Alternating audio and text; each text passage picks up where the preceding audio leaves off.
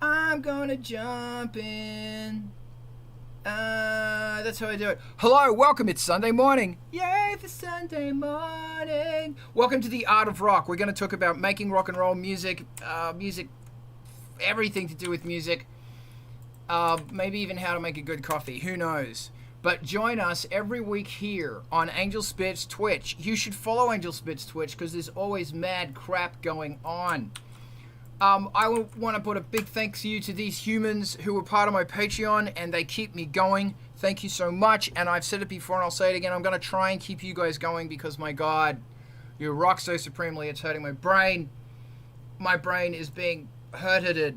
ANGELSPIT'S new album, Diesel Priest, which is 13 tracks, last time I checked, is kickstarting now. Go get it. And if you're a Patreon member, you get a free digital copy. And stuff. And if you're in the UK or the EU, get it off Bandcamp because the tariffs and is just insane. So I apologize, but I'm doing everything I can. Bratton Shots has a new... Hey, welcome. Bratton Shots has a new video. It's bloody awesome. You should go and watch it because it'll give you nightmares, and everybody needs nightmares. The other week, I was lucky enough to have a conversation with Ken and Kat from Sounds and Shadows. There's a link. Go watch it. It's really fun. Support Sounds and Shadows because it's a bloody good community. Those people are the god pigs of rock. They're not rock gods and they're rock pigs. They're god pigs of rock. If you need to find out about some more new music, jump on this amazing Spotify link. That's a whole bunch of bands here, so you should jump on those bands here. And also, Rainbow, you should send me a link, unless you already haven't, to throw it on that link, because we're all pushing that link, so people will get to know stuff. Eric Hexenraven has a new video as well, and it's dope. Eric's not here right now. Here's Adam. But it's bloody awesome. And if you like your music non-stop, dark, and 24 hours as of now, I believe, MTV TV. So go and follow MTV TV. Follow them on Twitch. If you're a band, send your music to that email. We'll send them an email and they'll fill you in on how to do it. But they've just passed 24 hours worth of music, which is a big deal. Welcome to phase 2, I guess. This is the Art of Rock, and after we've done with the Art of Rock, we're going to raid over to MTV TV and get our fix of new music, because your new favorite band is waiting for you on MTV TV. Bam! And if you're in a band, your new favorite audience is waiting for you on MTV TV, because it's a whole bunch of awesome. I'd like to flow the floor open, except my tongue won't work. It's amazing. I'm experimenting without coffee, and this is what I get. Julius, you have a question. Hit me with your rhythm stick. Hit me slowly. Hit me quick. Go.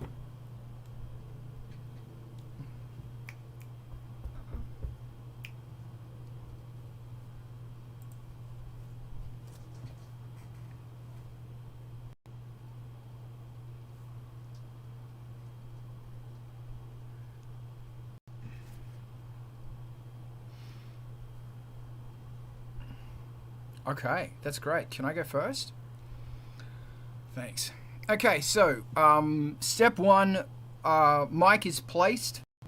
If you've got one of those shielding buffers, everything is set up and everything is working. Sounds rudimentary, but believe me, if it's not, you're going to kill the vibe.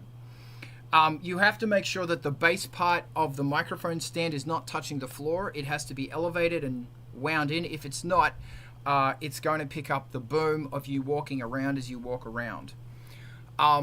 I personally think you've got to do vocals standing up. Absolutely, imperatively must, because the shape of your body and your diaphragm and your delivery is radically different to when you're sitting down. You can use sitting down as a tool, and that's great. But if you stand, it's a good thing. Secondly, your stance. Do what Henry Rollins does. As if you are a Greek going to war. 1 foot behind the other foot slightly ahead, and the eyes are focused on that microphone to bring the rock. Next, warm-up exercises, and then I'll get to mic placement and all that. Just warm-up exercises. Try and do warm-up exercises, like try and sing scales. And even if you don't sing, you're limbering your voice up. And I will try and, if I'm doing a vocal, it's going to be later in the day because I've been blabbering all day, so my mouth and my body is kind of starting to get warm. But when you sing, when you vocalize, you're using a different vocal onset. Well, some people are. Because there's actually all these different vocal onsets. Like there's the speech onset, which starts with the chords, your vocal cords speaking, clicking straight away. That's called speech. Then there's another one which is singing, which is, hey, it's John. They slowly warm into it. Then there's whisper, where you come out of actual whisper, like ha. So there's all these different things. Whispering, incidentally, can be really bad for your voice. Make sure that you drink lots of water, not coffee. Alcohol if you need it, but maybe not. Water, good. Straight up water. Nothing in the water. Not soft drink. Water. Then scales. Da da da da da da da da da da da da da da da da da da da. I'll keep going if you want, but it's really bad. It's really important to start trying to do those scales, because when you do a vocal take, unless you specifically want something monotonal, when you do a vocal take, you're putting energy and emotion into it. An emotion comes through, hey man, I'm feeling like this right now. Not, hey man, I'm feeling like this right now. Like there's a shape that you're trying to get across, and either you're singing that or you're yelling that or you're speaking that, I think anyway. So as you start pulling your vocals out of their regular range, it becomes a good thing. There's a rant there, but I'm not going to go there right now, about how different cultures are. Some cultures are very monotonal. Some cultures sing. A rant for another day or another time. So once you've done your scales, if there's a song you like to sing really badly, in my case, sing that song. My song is Sledgehammer by Peter Gabriel, because it's got a great range, and it's like a roller coaster, which I think's in the lyrics. Or Big Dipper, flowing all around, up and down again. You can have a bumper car bumping. The amusement never ends. I Wanna Be. Sorry. So get your vocals ready. Next, and the objective is before you do the exercises, then you do the take. So all of this technical stuff, including, I will have the pop guard about an inch off the face of the mic, the actual screen, and then my face will be about that much, because that's really good, because sometimes you want to pull back a bit, sometimes you want to sit forward a bit. I have a gap in my teeth,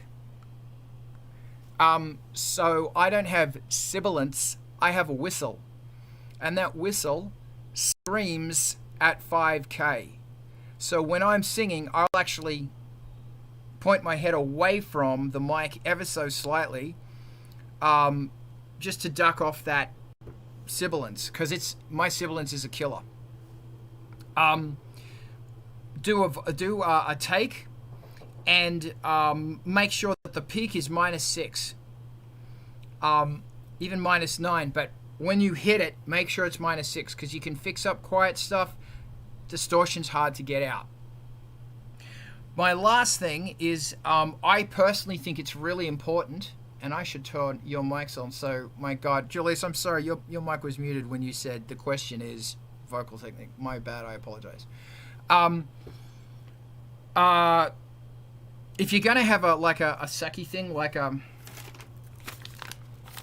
product placement, Ricola, make sure it's not sugar-free, because aspartame and fake sugars dry you out real fast. And then obviously wash your teeth after you're done, because all that sugar's not good. Go away.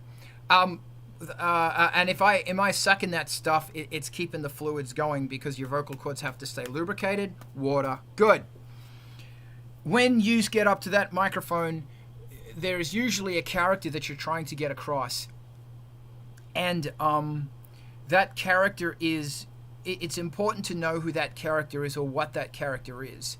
So I will have the lyrics sitting up there, and I'll also have a picture of the character that I'm trying to hit. And that could be some random thing out of a horror movie or something, I don't know. But to me, trying to hit notes and everything else in that character's set is really strong and really important, because it pushes me. It's always pushing me into something different. That's it. I see Grim. What you got about vocals? Go. I was gonna say, yeah, directly in tandem with that is when I came to visit the great Zoog Von Rock, we were doing vocals for Hardcore Pong, and he goes, man, this song has a lot of energy. He's like, you gotta fucking nail it. You gotta do it. And I was like, all right. And I thought I was proficient as far as vocals because my voice is very punchy and it's very loud.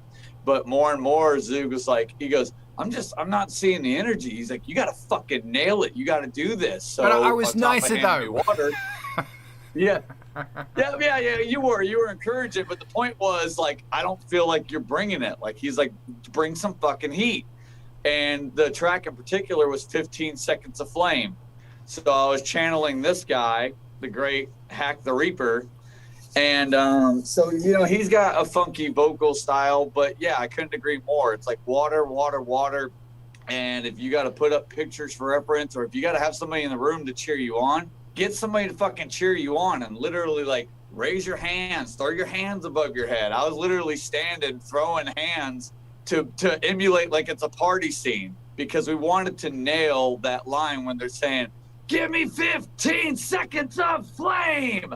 Because we wanted that bite. We wanted to be like, fuck yes, this song is amazing and it's fun and it's a blast, and it's, you know, you got to bring an energy to it instead of being like, let me just sit there and try it 87 different times sitting down. So yeah, definitely, hell yeah. And look, who gives a shit if you feel or look wacky? Throw your fucking hands around, do stuff. Thank you. If I can jump in just before you, Julius, listen to Henry Rollins. And listen to Rage Against the Machine. And listen to Barbra Streisand. Barbra Streisand is possibly the greatest vocalist and Tina Turner that the world has ever seen. Listen to what they're doing. Like, literally throw your hands up in the air and move around, because you're shaking your lungs around. You're doing all of this stuff. You're getting energy there. And that whole concept of pitch, and although you're speaking, you're going to go down on that note and you're going to come up and over like a wave and hit that note. And even when I'm talking, you see me throwing my hands around and stuff, because that's the shaking rock. Julius, let me hear your wisdom. Carl, you were mentioning certain cultures that have a more monotone language. Maybe German belongs to these cultures, and I think it's crucial, at least for me and Alex also in this case, to warm up your face and do crazy stuff with your face before you do this take, you know, because if I do not do that, my first take would be like, I'm singing the song right now, I'm feeling, if you know what I mean, and maybe that's useful. Maybe that's useful for somebody else here too, who's a non-German speaker. Very, thank you. I'll pick up on that later. Adam, what you got? Well, I was actually going to suggest the mouth stretching that you were just talking about, Julius, is like really like, you know, making the faces. The other thing, what I do is, so Carl was doing like the da da da da, you know, that kind of stuff. I try to start very easy on myself and hum and do that kind of stuff to warm up my vocal cords before I kind of start opening my mouth. And then it's about opening the diaphragm, right? Like getting those, oh, you know, like, oh, really get it open. And like that's when I feel ready to sing, is when I feel like I have my diaphragm, like my body is open. Does that make sense? The thing that I have to be careful about, though, I got the long vocal cords, and if I spend too much time doing that, I actually, like, I make myself floppy. You know what I'm saying? Like, it gets to the point where I'm like, no, you know what I mean? It's like, you know what I'm saying, right? So, like, there is like too much warming up, like, if that makes sense. Cool. I'm done. Thanks. Drake. Hey, so yeah, water, absolutely. One thing I've learned over the years is that cold water is not necessarily a friend. Warm water is much better, but cold water can, constrict your vocal cords. Years ago, I used to go to Halls. I used the Halls candy, and I learned that that's actually not a great option. Ricola is a better option. Another product, mentioned there, but Ricola is pretty good. When I'm getting into recording vocals, what's really helpful for me is to really resonate with what I'm singing, whatever message I'm trying to deliver, getting into the frame of mind. A lot of what I do is a little bit more on the angry side. So, and I'm not day to day, I'm not a particularly angry person. So to really, reflect on the message that I want to deliver and getting into that role, it's kind of in a way like acting. I really want to resonate and deliver that message. And Henry Rollins is a great example. Or Rage Against the Machine. One other thing I wanted to mention is my in studio recording mic of preference is an Aston Origin, and when I'm recording, I really get into it. Like standing, moving around as if it's a performance, really helps with the delivery. Last album I was recording, Dead Silence, I'm using the Aston Origin, and it's this really, really well constructed metal mic. It's actually indestructible. You can drive over it with the truck and it'll survive. Anyway, I came down really hard and hit the desk and chipped my tooth right off. It just went. I don't know if that ended up getting used in the final recording, but get into it, but be careful. Thank you. All right. Actually, Drake and Anetta, I want to ask later on, maybe after Hack, because I'm quite familiar with your voices because I'm like Drake, I've remixed you, and Anetta, I'm currently remixing you. I just finished a remix for you. You guys have got some great screaming going on, and I want to dig into that a bit. But I want to jump in if you guys can do that after Mr. Grimm. But first, Rob.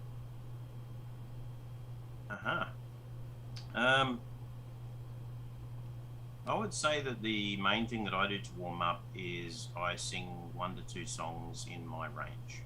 So they will be bass, baritone level. I usually start with something that's slow and energetic, like Evanescence, but in a lower key. And then I'll work up range to something that starts to push falsetto once my voice is warmed up. So System of a Down, which is, more punchy, got some higher,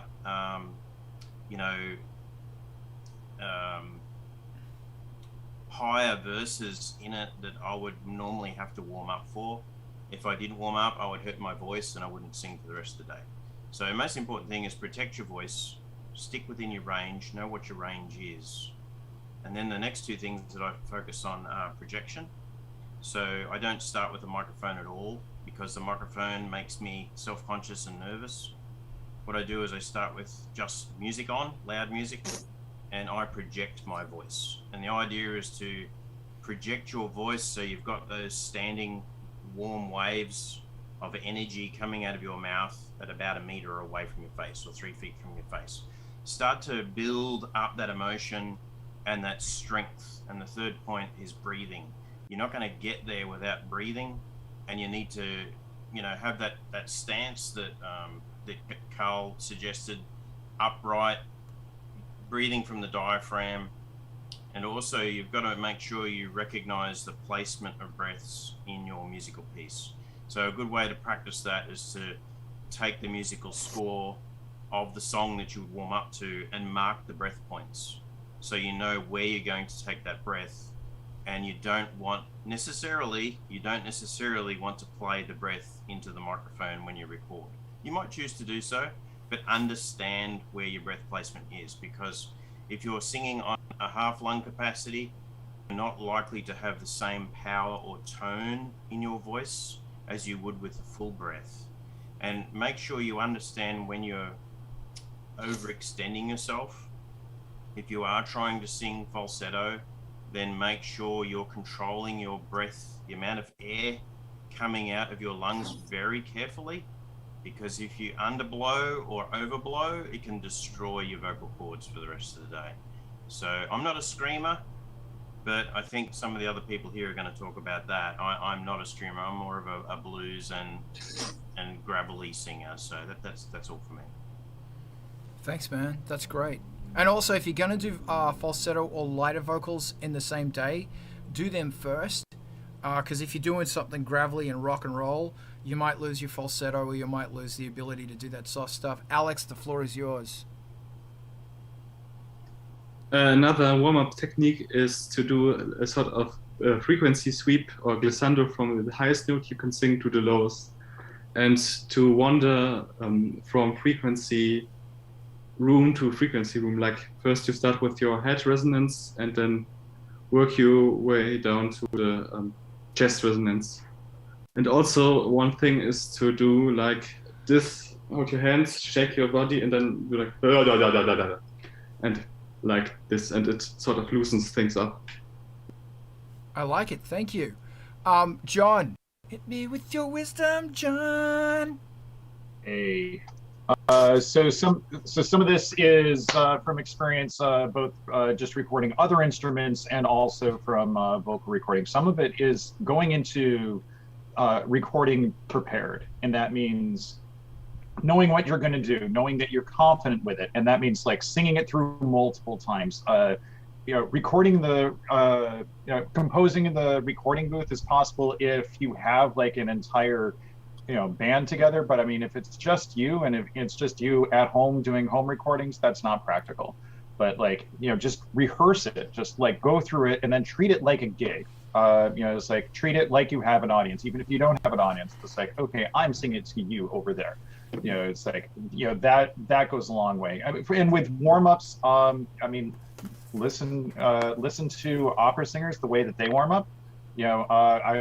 Echoing the sweeps Alex was mentioning, especially, start from the top and just fall down and go up and down.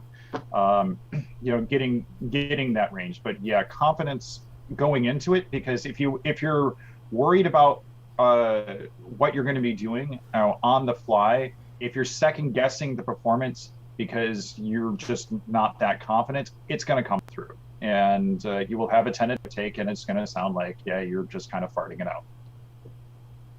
Brilliant, man. Thank you so much. Grim. Hey, so yeah, I would definitely bring it up. And if people haven't seen it yet, so Zoog / Angel Spit has a blip bird called Church, and there's a lot of gold in there. But yeah, it kind of echoes what people were saying, but it's definitely, it's like you're in your own little zone. So if you gotta do your lighting or set up candles or create your space or dim the lights, whatever you got to do, you stage everything the night before, so you're not monkeying around with anything, you're not hassling with anything. You get everything, you set your stage. Then the next day, you could do all the vocals, techniques everybody's talking about, from humming to singing, etc. While you double check your gear and while you're doing your thing, turn off your phone. And then you freaking go in there and you're warming up as you're double checking your stuff, but then you're ready to kill it, because a million things can happen if you just try to do it day of. But yeah, like I said, Angel Spit, Blip Bird, Church. Thanks, Aaron. Tanner, I'm going to throw it to you. Then I want to throw it to Annetta and Drake about screaming. Tanner, I want to hear your amazing voice. God, you look amazing. I can't hear your voice. All right. You have to put on your headphones because your headphones have got the mic in them. While Tanner's doing that, very quickly, I'll say, in the 70s, what they used to do is they would actually go out and gig the songs before they'd record them.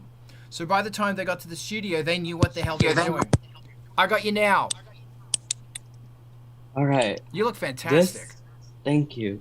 This is my specialty, screaming, and there's so many different styles, and I actually have asthma, so it's a struggle. Sometimes, like, I think screaming will kill me one day. I'm like, no lie. So I had to go see a vocal instructor her name is Melissa Cross, and she taught me how to sing without my diaphragm. She taught me, I call the method push, flow, and sustain.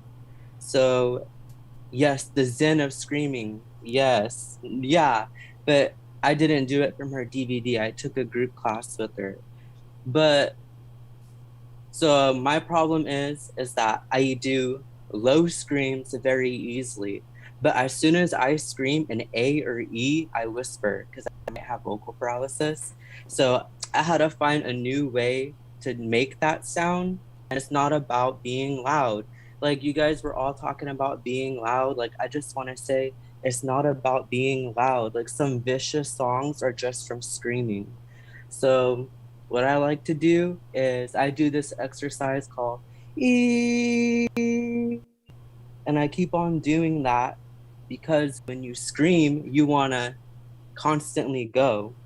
When you think while you scream, you're going to choke, you're going to hit the wrong note, all of that. So when I go E, it's basically the same airflow as when you scream for like a couple of seconds, you know? So it basically exercises your, muscles in there, and it allows you to sustain longer without pushing so hard, because the harder you push, the more air you're going to lose, the less energy you're going to have on the stage and in the studio. And also, don't think. Making music is spiritual. The more you think, the more you're going to lag. You're going to want to flow. A survival instinct. Screaming, okay, is survival instinct. When you think about it, you can't do it.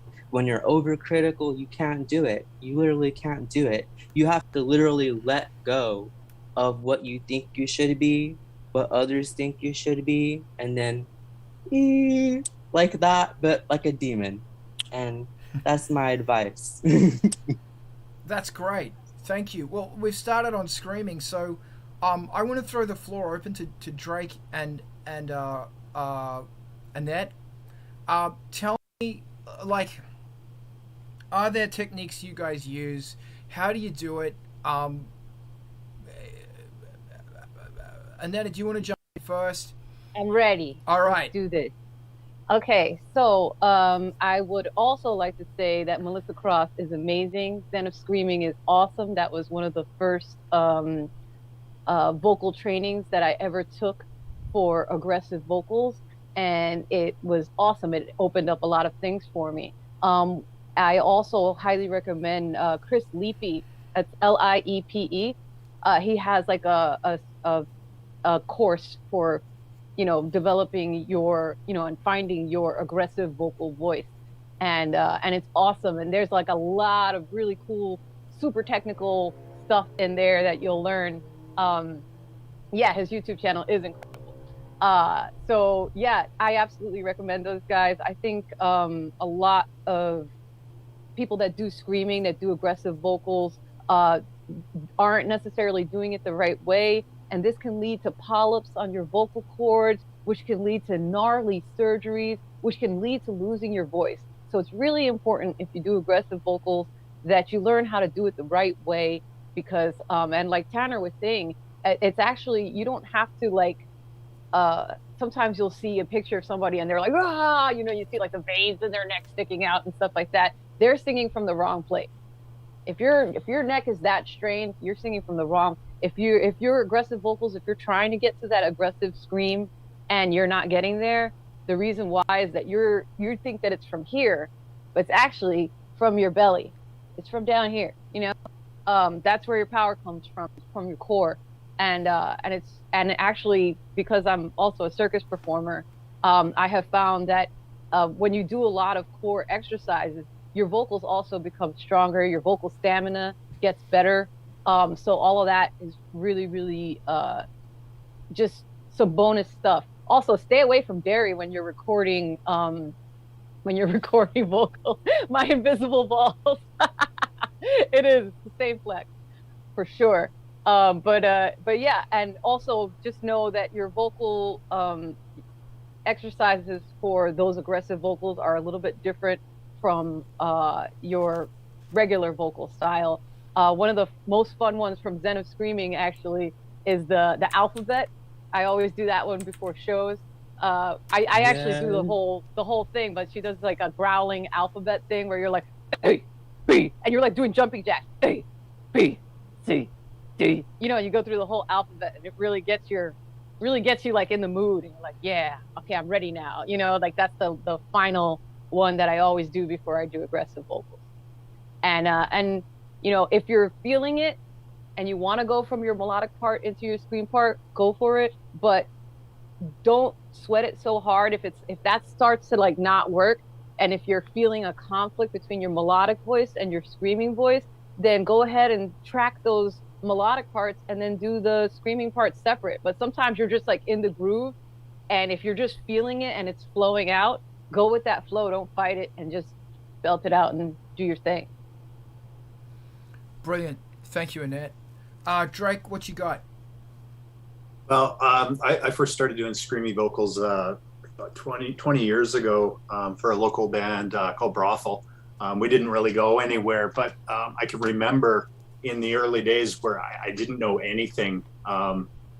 Each song was just me screaming from start to finish. And I found out very quickly when we started doing shows that I was blowing my voice out by about 20 minutes in. It was just like gone. So in writing songs, I had to be more strategic and kind of alternate between the screaming and the more melodic, or you know, the whispery parts, to give myself a break to recuperate my voice. I haven't had any formal screaming training. I've had other vocal coaches beg me not to do what I'm doing. And yeah, I decided to leave that because it's very much a part of what I love about music. I love aggressive music. So yeah, for me in the studio, it's about taking lots of breaks, alternating between my screaming and my non-screaming voice. Absolutely power from the diaphragm. The way that my scream comes out is it's a kind of a constricting of my throat here, and then the forcing of the air through from my diaphragm. And it doesn't come out in a kind of thing. It's a controlled pushing through, you know, so that it sustains and lasts through the passage that I'm putting out there. Yeah, I'm not sure I have too much more to add other than that, but it's a fun style. I really didn't know beforehand what was going to come out of me. I remember going into this audition for Brothel way back, and it was just like I had no idea what the hell was going to come out of me, and it just did. So I don't know. Experiment. I mean, that's a big thing. Find a place and just experiment with your voice and find what is yours. Brilliant, man. Thank you so much. Eric, can I go after you?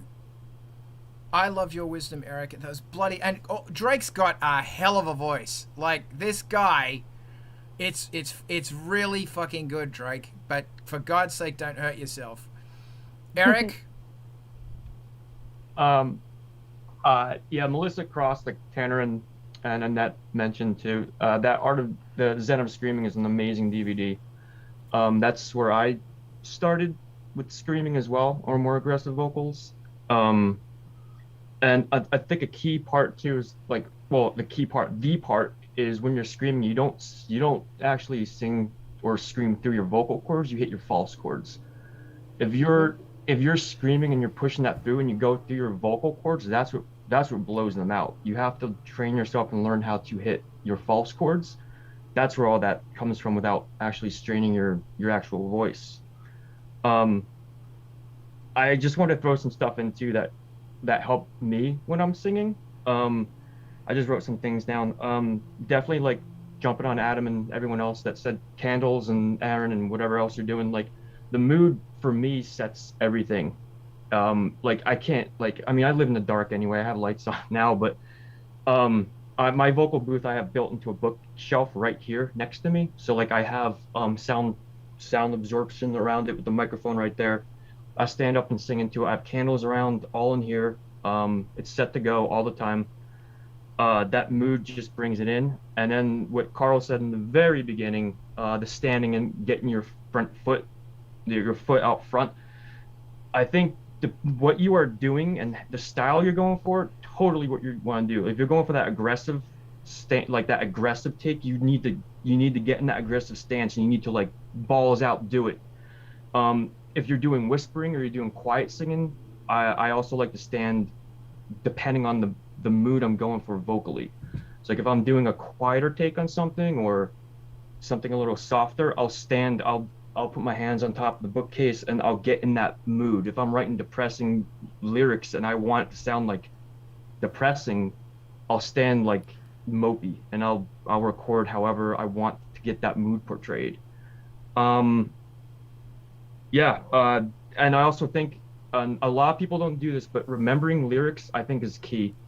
If you're standing, you're singing and you're reading your lyrics, I don't think you can get 100% of your emotion behind it, because your brain is doing two things at once. So you're reading something and your brain's doing one side of something, and then you're trying to sing. And some people can do it and it's fine, it's awesome.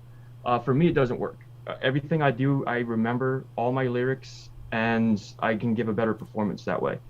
And one other thing, just want to jump in with the water thing. I'm a bad example because I drink alcohol when I'm singing. I'll have whiskey I'm sipping on, and it's not a great idea. Alcohol and stuff like that will dry your vocal cords while you're singing. I will have water with it while I'm singing too. It's not just alcohol.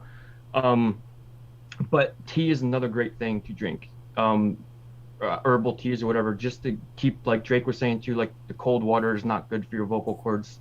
Warm or room temperature is best to keep your vocal cords fluent. That's it. Awesome, man. Thank you. I will actually confess, I do also have like a 20-ounce thing of water, and then I'll put an ounce of rum in there, and it just knocks the side off a bit. Okay, so what I was saying is back in the olden days, what people used to do is they'd actually go out, gig their material, and then they'd record it, and they tried it on an audience. And it's funny that we've lost that art, or I've lost that art, and that kind of changed in the 90s-ish, especially in rock and roll. It doesn't matter why. What's really interesting is that when I do a vocal and then I go out and after a tour, I do that song better than it is live, because I know it, I know the ins and outs, I know how to, bam, bam, bam, bam, bam, hit all those little parts. And it's something that I'm trying to get back into the habit of, is that I have performed the song 2 or 3 or 5 times in a gig situation, which is here, not out there, but you know what I mean. Secondly, if you ever get a chance to see Tom Jones had the Tom Jones Hour. And one Tom fucking Jones, one of the greatest vocalists ever, he had Tina Turner on, and they sing a song together, and it's the sexiest fucking thing on television. It's just the sexiest thing, because these two human beings can sing like no one's business, and they are just hot and wild, sexy. Check that out. So in the early days of Angel Spit, there's a hell of a lot of screaming, and you can't scream that shit on tour. And that's why the vocals changed, is because you can't do that night after night. You can't do that for like half an hour, 35, 40 minutes, and then do it again the next night, you're going to blow yourself out. So that's why it turned from screaming into singing, into hard singing. I'm going to... So what's really interesting here is that when I was in university, we did a thing on vocals. And it included, they stuck a, what do you call those things that they go down your nose to look at your vocal cords? You know what I mean. You know. Endoscope. Yeah, there you go. Bam.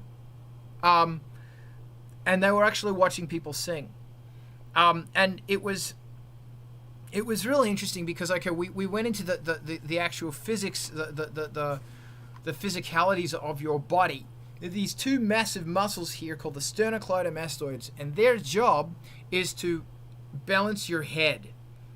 This one of the heaviest things in your body. These massive neck muscles hold them in place. Now they've got another job as well. There's your vocal cords here, and then above them are, as Eric, you said, the false vocal cords. Now this is what I was taught, and I respect that medical understanding changes over time, and this was, gasp, 30 years ago. But what they had found back then is that when those false vocal cords, their job is to close up and to stop anything like water, objects getting into your lungs. They close up. They constrict. Now, when they're constricting or constricted and you're trying to blow air through your vocal cords, that's putting additional work and cutting down on the lubrication on your vocal cords, which is leading to damage, which is something called constricted. You can still get something gritty out of your voice, because there's all of these other amazing areas of resonance in your body that you can utilize. But if you're not on top of if you feel raspy, and it's that hurt raspy, it's not just hoarse, it's that hurt raspy. It should feel, if you've been going at it, it should feel smooth hoarse, not bad hoarse. It's just something that, I definitely research these things because I was taught that false vocal cords and constriction is bad, leads to damage. Which is why now everything I do is singing, because I can hit a similar sound with a bit of distortion without ruining my voice. Yeah. And also, somebody said having fun, and that's it, man. That's the most important thing. Because when you laugh, you actually pull those false vocal cords out of the way and you clear it up for your voice. So laughing and having fun actually sets your vocals in a position to bring the rock. This is another thing, I can't remember, the stance had a name, I don't remember what the name is, but if you hit a note and then you hit it again and you lean your head up against a wall, it pulls your sternocleidomastoids up out of the way, and the note you hit will be like, it will be a punch. Because you'll see Rollins and a lot of these vocalists do the one hand leg behind the other stance. That's mimicking that's pulling their neck muscles out of the way. So I guess the bottom line is that my training was restriction bad, false vocal cords bad, and that's why I've gone back to singing, because I don't want to hurt myself. I'm going to shut up now. Alex, hit me.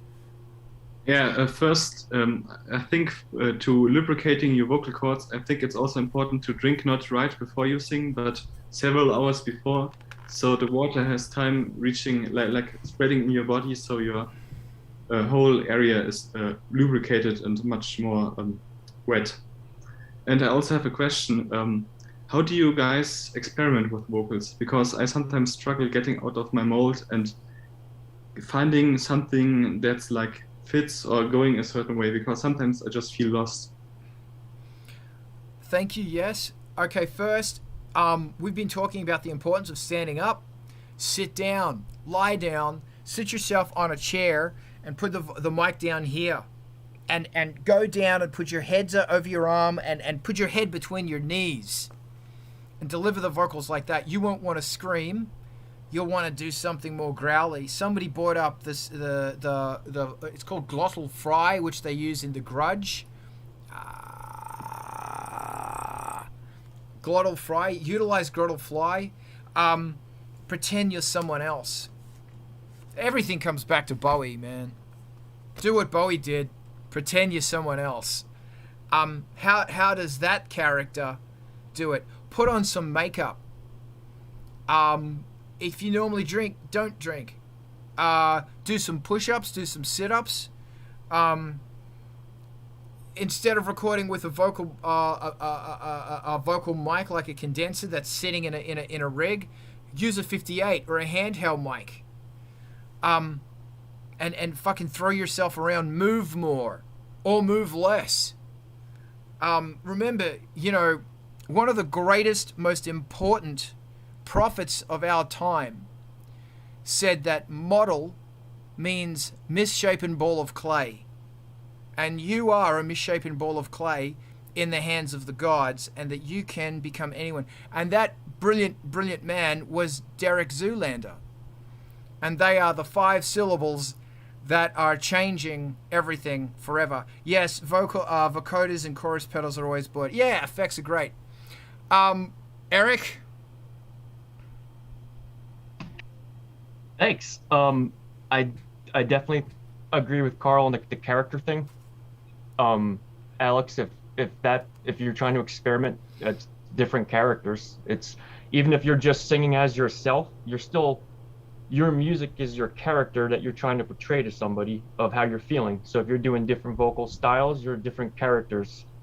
I love that. That's a huge thing. Like you're acting, but you're acting into music. Just before I go to you, Julius, take a page out of the Book of Grimm, wear a mask, get the sound, and then do it again without the mask, because masks fuck up the vocal delivery and the microphones. But wear a mask and do it in front of the mirror. I only have a gas mask. Sorry? But I only have a gas mask. All right, we'll get like a creepy Halloween mask or something. And then do that in front of a mirror. If you want to scare yourself, do your vocals like just with your face in front of a mirror. Oh, record your vocals naked. It's rock and roll 101. Record your vocals naked. It's the best. When I was at uni, it was a thing, and it was called going true. Because they had this big studio in the middle, and you could turn the lights off, and because the windows, no one could see in, and you could lock the doors. So vocalists all the time, they'd go true. And they'd say, they'd listen to a track, go, I don't know, it's lacking something. Go true. Julius, and drummers would go true too, but there's a thing about bum sweat on the stools. That just flew in under the radar. Julius, your wisdom. Alex, you could try listening to different languages and sing in different languages. We have the advantage we know 2 languages at least, but you can do it with languages you haven't learned anyway. Maybe that could be very interesting, because they have very different melodies and different intonations, and maybe that gets you somewhere what you haven't explored in your voice yet. That's great. Yeah, for sure. Thank you. Grim. Yeah, I was gonna say with that, the character portrayal is a huge thing, and just like anything, I mean, if you really want to nail a take, like Zoog said, put a picture up, or you could put notes, in this instance, I'm the king or the queen, or I'm this or I'm that, you know what I mean? Like, mark character traits, mark what they're about, buzzwords, things that really kind of get you to tap into that character. That's what I find a lot of success in with Grimm, because if I can nail what that character's like, then the voice starts to naturally form. Just a good example of 3 characters real short. Hack is punchy and gritty, and Hack doesn't give a shit of what anybody thinks, and he has no filter. So Hack just kind of says everything for better or for worse, and even if he sounds like an idiot. So it came out really weird. But then Slash has a gas mask, and he breathes in noxious fumes. So Slash has more of a choked whisper, so to speak. So you'll find, like I said, eventually we found all these character traits and just started writing down words. And then the last character, if you'll indulge me, is Bet Noir. And Bet Noir lives in the deepest, darkest part of the Western Tower of the Reaper's Academy of Hades. So nobody ever finds him. But he muses to himself. And Bet Noir, he reflects on the underworld and all that he sees around him. So it helps me with a vast array of just vocal range. If I can nail that character and I can tap into what they're like, and then, yeah, I'll have a mask right there in front of me and be like, dude, today is Bet Noir's day. Let's fucking kill it. So, yeah, I would highly encourage that. Put up your visual tools, put up your notes, tap into your characters, write your notes, because nobody's going to judge you on what you're doing and be like, yeah, I noticed that you weren't following your Spark notes there, buddy. You know, it's like your studio is your studio, so you might as well just lace it up for your success. Bloody oath. Absolutely brilliant. Just really quickly, Hack, Grim, can you throw the latest Grim YouTube URL in the comments? Because I want to put that on. More people need to know about Grim. So do that for me, and then I'm going to throw it to Drake. Go, Drake. Throw it in there now, you bastard. Yeah. So the way I write is I typically write vocals last. I compose my works, and then everything goes into the DAW for the vocal recording. And what I'll often do is set up a loop region within, maybe a verse or chorus, and I'll just improvise over and over that loop until I find something that resonates. And it's not necessarily, it can be utter gibberish, but I may find some notes in there that work. I might find something that jibes, and then I will often come by after and, I've got this sound that works, and I try to find vocals that fit in into that. And usually it's by syllables. I'll go, okay, there's a certain number of syllables here that are working, and then I will write my lyrical content to those syllables. That's helped me out of a few jams where I've been really like stuck. I don't know what to do here. So stop thinking, going over and over in a loop and improvising, you might fall into something that really works for you. Brilliant, man. Thank Sorry. you. Yeah, sure. How long do you loop? Like 4 bars, 1 bar? No rules, man. Sometimes I'll just go until it's like, that's it right there. Cool. That I'm going to use that, and I'm done, So it's up to you. Try it out. If it works, it works. If not, then try something else. Thank you, Drake. Adam.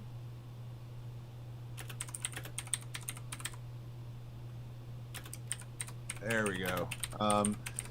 It's interesting because I work the opposite way in that I tend to start with my lyrics and vocals first, and then I write everything around them. Like I'll do a scratch recording, a cappella, just to a click track, and then I start building the music in, and then I change things in the vocals to fit things that I like in the music, and I change things in the music, and kind of, but the whole thing about experimenting there is like, it's kind of a little bit of all of those things, right? Like, we've talked a lot before about like acting out your lyrics, right? Like acting out your vocals, really making sure, like looking in the mirror, making sure your mouth is moving so that you're enunciating, that kind of thing. And I think that's all part of the experimentation process and actually finding your voice, right? And I do think that a great way to rehearse and experiment with the way that you suggested, Drake, you know, I have done that too, right? Where I'm working on a thing and I'm kind of like, it needs something here, and you just kind of like let it jam and start spitting some lyrics over it. And in fact, a couple of favorite moments on my record came that way. But most of it, I'm kind of starting off, and so the way I experiment with my characterization and my vocals is singing in the car and singing in the shower, where it's like a lot of white noise, and getting my voice over that white noise, getting, you know, how do I say this? You know, in my vocals, like my stuff is like sort of singing and sing shouting. I don't do any screaming. And we were talking before about cry and fry. I do a lot of that. Like I like my weird pitchiness, and that's where all that experimenting kind of pays off, right? Is that and actually this was kind of the big thing that I wanted to say before, but I got distracted by Drake's advice. Cool advice there. The thing that is really coming down to that I hear in like. I hear a little piece of in something that everybody here is saying is rehearsing those vocals, just rehearsing the fuck out of those vocals, finding your voice in those vocals. And that's the thing too, is like, you know, when I was younger, I was writing for other vocalists. So I'd be hearing those vocalists in my head and I'm writing for the way that they sang, right? And what you need to do is you need to write for the way that you sing. And as Carl says, if you're writing in a way that you're trying to force yourself into singing in a way that's going to burn you out, especially playing show after show after show, that's not a sustainable way of doing it. You know, the way that I learned to sing in a way that I can I can sing comfortably through a set. Some, you know, this is better than others, but like, the way that I learned that was just driving along and singing all of my songs in you know, whatever order I felt like singing them, you know, and whatever pieces I felt like singing, is drive along and sing and sing and sing and sing and sing and sing and sing.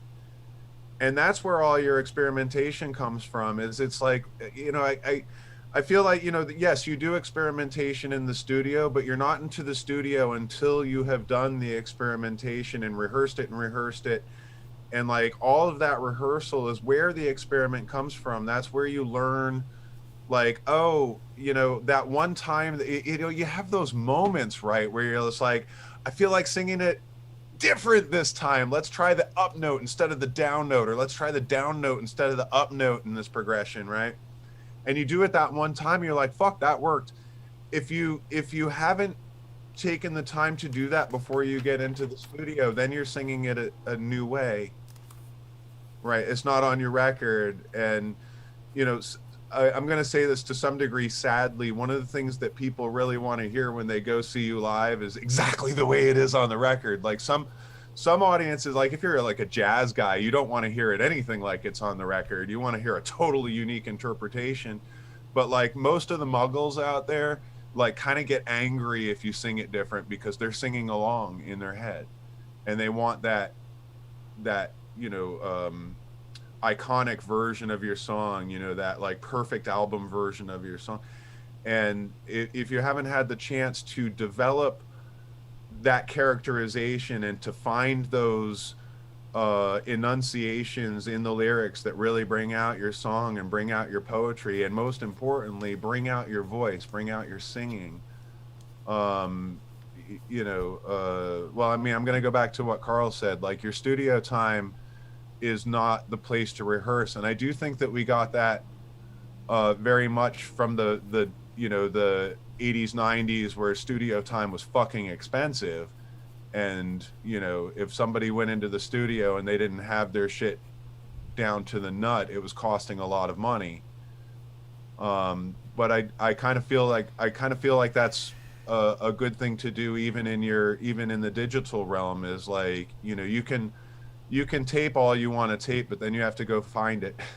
You have to go back and edit it and do all that. And so I'm very much in support of the, you know, again, what Carl was saying, rehearse your way through it all and do it that several times, you know, even if it's not live to an audience, even if it's in your shower, like I said, like I did it in my car for years, to find my voice, to find my way of singing those songs.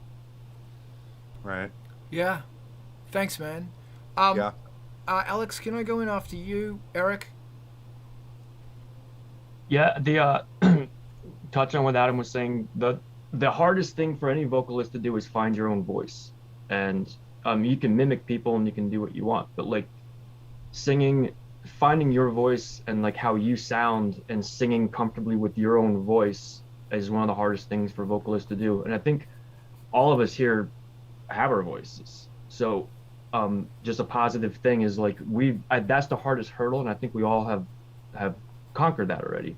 So anything you do after this now is experimenting with what you know you have and trying to hit different aspects and different range within your style. And quickly also, what Drake said, I'm a huge fan of looping a beat over and over again. Once I get that down, I'll do that. And I mentioned before in a past Art of Rock that I do a lot of scatting over stuff, and just kind of, if I have a melody in my head and I don't want to lose it, I just get my microphone out and I'll just whatever it is and record it, so I have that, and then I'll go back and listen to like, oh, I remember that melody I had, and then I'll start trying to write lyrics over that beat. Thanks, man. We're hitting some really good points here. Alex, what you got? Yeah, I think I try to rehearse, but my problem is more that it feels like I'm like on this track. I think you made this metaphor before. I'm on this track and I want to go elsewhere, but I sort of can't deviate from the track. And another thing is that sometimes my vocals sound, when I sing to myself, very different than they sound on the record or like on the WAV file. And luckily I realized that it's not just me, because I had a friend over and he was singing and he sounded different on the recording than I heard him in the room. So like recording to the microphone and even to the A to D converter is like something that sort of fucks me up also. That's interesting. Thank you. Grim, I'm going to go after you. Go. I'll keep it brief, but it's good to have a stark reminder that, like, I think the most nerve-wracking thing for any musician could literally just be in trying to edit the sound of your voice. It could be absolute pure hell, you know, because you have an idea of what you think you sound like, and you get in the editing mode, and you're just like, my God, man, like, you know, you get too wrapped around the axle. I'd highly recommend, you know, getting a friend to help you out in that aspect.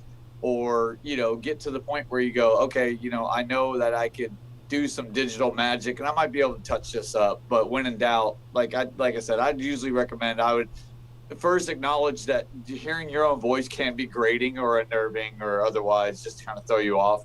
But yeah, I would definitely encourage get somebody to help you out if that's a hurdle. On top of all the awesome advice out there, it's just a good reminder. Most people find their voices weird. That's all I got. Yeah, we've talked about that one a lot. Thank you, Aaron. So I just want to say that my first question, is rehearsal a dying art? Because in the structure of composing and making music these days, you are sitting in front of a door, usually, and you are writing it as you go, and everything is coming together, and it's all forming, and then you throw it down. If somebody does a guitar track, they're usually sitting behind you, they'll play it a few times, then they play it in. Same with drums, same with vocals. Is this, and sure, this is a new thing and that's great, but if you want to try something different, because once again, I'm so challenged now to do the next ANGELSPIT'S stuff, which I've been talking about, which is basically samplers and distortion pedals, to go right back to fucking rock and roll and to actually rehearse the stuff instead of sitting at a fucking door. I hope you understand what I'm saying here. So if you ever get in a riff, go, once again, how would Bowie do this in 1971? Maybe 1972, because that was Ziggy. How would Bowie do this in 1972? Rehearsal also is not fun. That's just my experience. rehearsal sucks. I hate rehearsal. If you guys love rehearsal, good for you. That's great. But if you ever find yourself rehearsing and you hate it, don't feel bad. Kind of go, sometimes this is hard work, you know? It's exercise, man. I fucking hate exercise. It's sit-ups and push-ups, but for music. And that shit sucks unless you like it, and I'm not judging. So it took me a long time to find my voice, and I'm probably still finding it. So when I was lucky enough that when I was young, like in my late teens and early 20s, I was surrounded by people who told me, oh, don't bother singing, Carl. You know, oh, you've got a horrible voice, Carl. You know, that's what I got. You know? So, you know, if I was in choir, they'd put me down the back, or hey, we might do another take. Carl, do you want to help out in the studio this time? Shit like that. So, you know, I went through it with this mad fucking complex, and when I had to sing demo vocals for other vocalists, I would whisper them, and I'd be so shy, because people had told me that my voice was shit, and I believed them. I was such a fool. What I should have done is said something very fucking nasty to them in return. I should have given them my fucking hate. And I should have said, fuck you, you fucking piece of shit. You don't know anything about me or what I fucking do. Our friendship is done. Never fucking talk to me again. That's what I should have said. But I didn't. So there's some anger. So what I did is I made myself a box. This big. And I lined it with carpet. Like all of it with carpet. And I cut a hole in one side for my head. And I would go into the cupboard. And I would scream into that box to try and find my voice. Literally for hours. And I got asthma and all sorts of shit because I had a reaction to the carpet. So I had to put sheets on it. Because I hated my voice. I was so ashamed. I had to find my voice. And maybe that's why everything I do is so fucking angry. Fuck you. Anyway, so if you want to try something, try that. And it's you know, if you're worried about your voice, and if you know, my last 2 albums I couldn't scream because I lived in a fucking apartment. Now I can scream because I live in a house. Try that. Go into a cupboard or something like that and experiment. And please tattoo these words on your soul. Nobody in the world has your voice. Your voice is the most powerful, wonderful instrument that you possess. Nobody else has it. And you're going to hate your voice. Everybody hates their own voice. That's okay. But there are going to be people who go, fuck, man, I fucking love your fucking voice. I fucking love your voice. Because it's new and it's you. So get yourself a cardboard box and scream in it. More terrible fucking advice from Carl. Aaron, save me now. I will attempt to save you if my technology agrees. Yeah, I'd recommend, you know, we hit a lot of awesome shit. I would recommend, if you got it in your area, go to an acting class, you know, go to try to branch out. Anything is uncomfortable until you do it, you know, and anything is toil until rehearsal is hell until you have to do it, you know, and you might find yourself, if you're in a room with other people, you know, that are just there, you know, for, you know, stage performance or whatever. And I'm not talking about people that are pretentious dicks. I'm talking about finding people that truly love to act, no matter what scope or scale. You'll find a lot of fun in that rehearsal, and you'll also find a lot of really, really awesome, the vocal warming techniques, physical stretching. They actually, you know, do both warm-ups, physically and vocally. But then also the inflection that you find in people, it's so freaking cool, man. They'll give you one line to give to another person or one phrase, but you have to say it 20 different ways. And that's a way to challenge yourself, to engage people, to make eye contact or not, and ways to play out a scene study class. The term was escaping me. Scene study. It's so freaking good, man. Look up some videos or check out your area, because again, it pulls you out of that element. It pulls you out of your house. It gets you somewhere, and you might find a lot, or you might find 2 or 3 really like-minded people that are like, hell yeah, we came here to do this. So yeah, we're gonna take it serious. We're gonna do the physical warm-up. We're gonna do the vocal warm-up, and then we're gonna try so many variations of a scene. Then you can just bring that home and be like, dude, you know what? That was badass. You know, I like her take on this, and I like what he did with that. And you can start bringing it into your craft. Brilliant, man. Thank you so much. Rob, your wisdom, let it flow. I think vocals is a journey from my point of view. I started in a garage band in my early 20s doing heavy rock, a little bit of metal, bit of electronica stuff, you know, kind of like Prodigy and, you know, AC/DC, real mixed genres. And spending weekends, you know, anesthetized by certain chemicals, playing musical instruments with my buddies, you know, improvisation all the way. I understood exactly what my sound was. I forced myself by singing other people's lyrics. I had a big thick book full of my cousin's dark lyrics. I made the songs, you know, ad hoc as they sounded, and I quickly learned what my sound was. But then I went on this like 10-15 year journey where I sang everyone else's shit.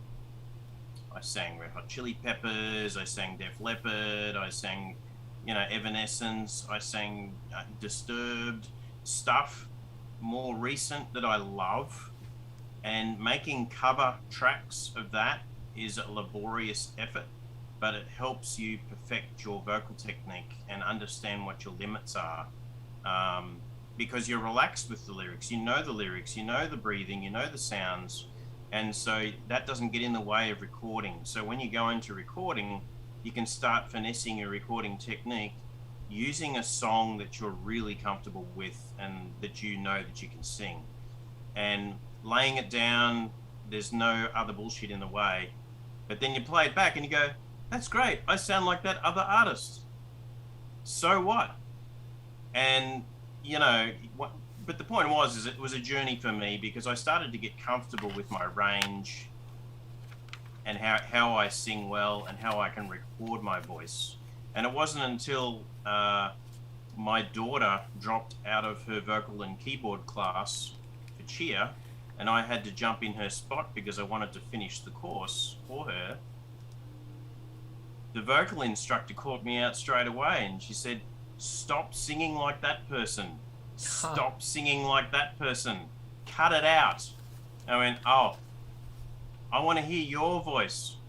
And I said, okay, well, I challenge thee to choose a song that you will teach me, and I will use my voice, because I won't know the song and I'll have no choice but to use my voice. And so she chose Les Mis Stars. It's a full-on kind of opera male piece, epic proportions. I hadn't even heard it before, and I sang that song to death because I owed it to my vocal coach to create my own voice. And it was fucking awesome. It was the most ground-changing experience for me. And since then, writing lyrics, I'm always singing in my voice now, and I know the boundaries and the conditions that I've got to work within. And the only experimentation I have is to, don't forget, you've got other harmonies that you can sing and slightly different tonalities. So that's why I use that recorder in the car, because when I harmonize to something that I'm playing on the car stereo, I'll record that to remember you don't have just one voice, you've got 3 voices to choose from. And what Rose was saying, I have to do separate takes because it's a completely different mindset for me. I'm in a completely different zone. It's like there's 2 singers in Linkin Park. You can be A or B, you can be Chester, or, you know, you got to choose, but you've got to stick to that personality all the way through. And I'm used to mimicking, so it's easy for me to do that. I'm learning how to mimic my best voices. It's still a journey. Awesome, man.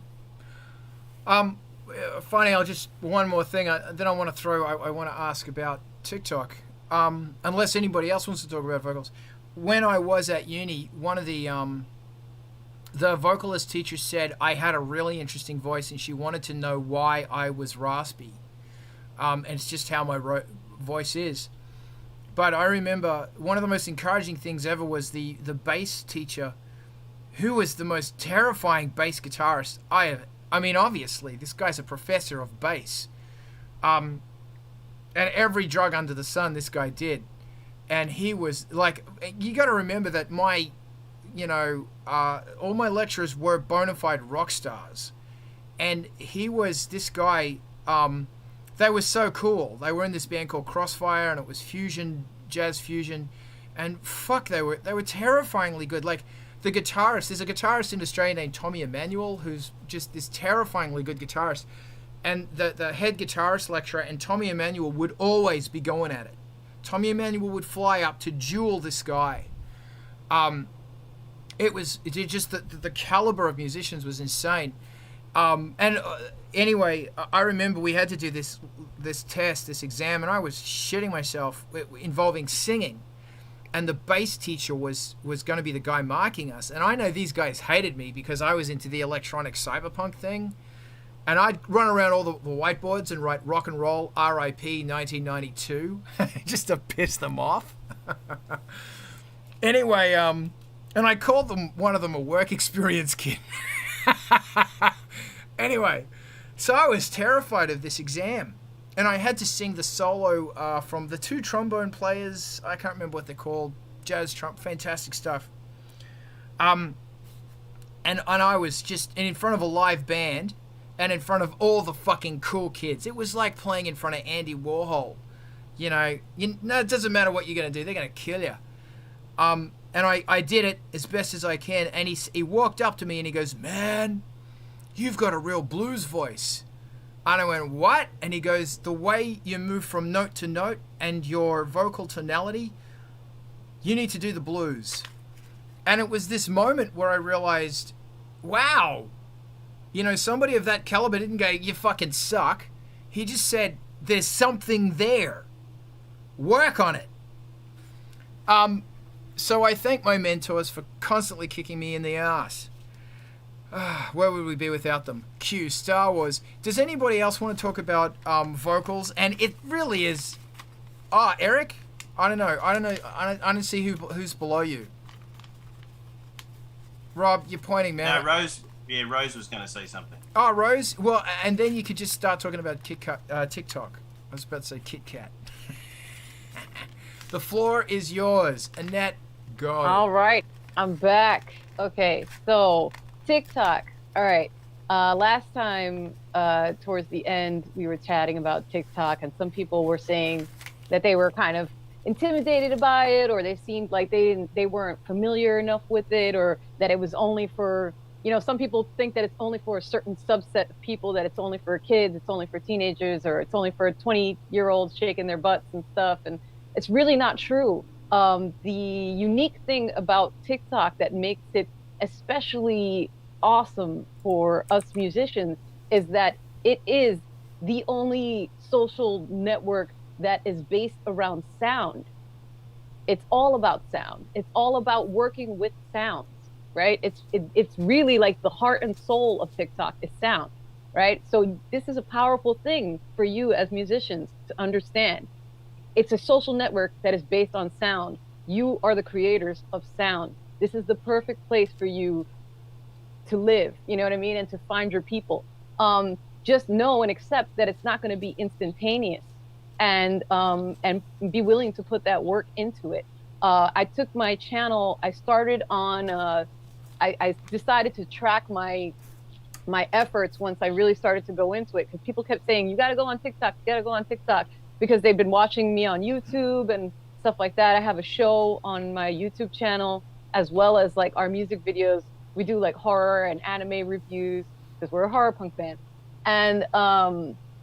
And we were like, oh, they were like, you should really like make short little tiny versions of your horror reviews and put them up on TikTok. I mean, I think it would just really go well there. So finally, after getting bugged all this time, I went and joined it. And I highly recommend you make a junk account and you just like go and play on there, and you will see, do searches for the kinds of things that you like, goth, whatever, you know, whether it's goth, horror punk, or metal, whatever it is, you know, do searches for things like that. Check out the hashtags that are like in that area, right? And get to know it. And the thing that has to happen is that algorithms take time. Algorithms take time to learn who your audience is. So you need to interact, and you need to, you know, be putting out stuff. The ideal amount of stuff that you should be putting out on TikTok is at least 3 posts a day.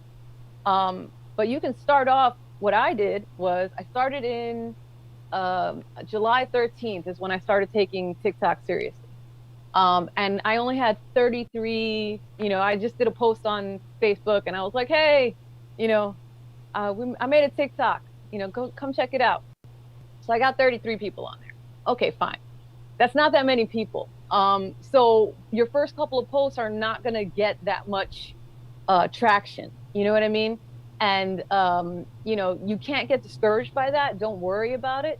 Just do the work. Do your 2 posts. What I recommend is shoot a bunch of videos, because remember, these videos are only a minute long. They're very short. It's very fast, right? You can actually search specifically in TikTok. You can look at what are the top sounds right now, right? And so you'll see whatever are the top sounds, and you can actually click on that sound and you can follow certain sounds. But that's another story. But anyway, you can check out the sound, see what's in the top, right? And see what people are doing. You can see all of the videos that correlate with that sound, because again, TikTok is all about sound. That's why you should all be on TikTok, because you're musicians and you make sound. So you can, once you have your distro and your music is distributed, it will be distributed to TikTok also, right? So you can use your own sounds. And if you become popular and then you use your sounds, then other people will use your sounds too. Other people will do duets with you, with your video to your sound. It's awesome. It's a really unique way to communicate with each other. So anyways, I started July 13th, like I said, 33. Now I have almost 3K followers, and it took a lot of work. And I'm not done yet, obviously. I had to take a little bit of a break because of medical stuff. But it was work, but it was really, really, really rewarding once I started to find my people. Once you find your people, you're gonna be like, oh my gosh, like, where have these people been all of my life, right? So what I recommend is you spend some time, you look through whatever relevant hashtags are relevant to you. For me, I look through horror stuff. I look through alt-black TikTok, which is amazing because I'm all about representation and diversity in the music scene for people of color, especially in this scene. Sorry to say, not a lot of people with, you know, my color skin tone, you know what I mean, in this scene. So I think it's really important to be that face for people so that they can see themselves in me, and then they can go and make their own awesome music and their own awesome art and not be afraid. Because I grew up in a time where it was not cool to have your hair funky colors like this. That's super common now. But when I was growing up, that was something that got your ass kicked. You know what I mean? Like, and literally I got jumped. You know what I mean? Like, that's New York. It will happen. You know what I mean? So I'm really happy. I'm not mad that people have the freedom now to be themselves and to be colorful. I think that it's great, and I love to see it, right? So anyway, so what I recommend is you shoot your videos, right? You pick a day of the week, and that's your TikTok day, and that's the day that you spend shooting all of your TikToks. You have another day of the week that you spend just researching your hashtags and seeing what current trends you really like and what stuff you think is funny, whatever. You can save all of those things. So they make it very easy for you to use their system in order to propagate and to continue using it and having fun, because the more people use it, the more money they're making. You know what I mean? They want to make it as easy as possible. And it's a really fun experience. I got to try out a lot of different ideas. So once you start doing your posts, you can then see which posts are actually getting people's attention. And yes, what somebody just pointed out is true. Things go really viral like overnight on TikTok. It's pretty insane, right? My partner, Thorn Black, who plays guitar in the band, me and him are also circus performers, right? So we just created a couple of days ago a TikTok for his circus stuff. And last night, one of his posts went viral. It's got 2 million views now, and he's got like 14K followers. It was like instant, but it wasn't instant. It seems like it was instant, but it was really all of our hard work since July with working with TikTok for our band page that made it possible for him to really understand, like, okay, this is what I'm going to do. I'm going to do a video to this song. I'm going to do some crazy object manipulation stuff. You know, it's like all of these things over time, it gets better and better. And as somebody else pointed out earlier, you can actually take your TikTok and connect it to your Instagram, connect your Instagram to your Facebook. So all of that content that you're creating, all of a sudden now you have no-brainer content for all your other social networks. And you can also post that stuff to your YouTube Reels, because YouTube is now trying to compete with TikTok. And so they have their own short format thing. And those posts get pushed out more than your regular YouTube posts. So all of this has grown all of my social networks, because I also, of course, I have a link to our website, our YouTube, our Instagram, all that kind of stuff. So yeah, find your relevant hashtags. And the second thing is once you put up at least, I would say 6 or 7 posts, right?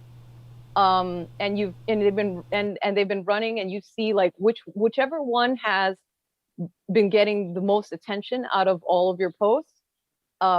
If it's eligible to be promoted, then you can test out on that organically already popular post.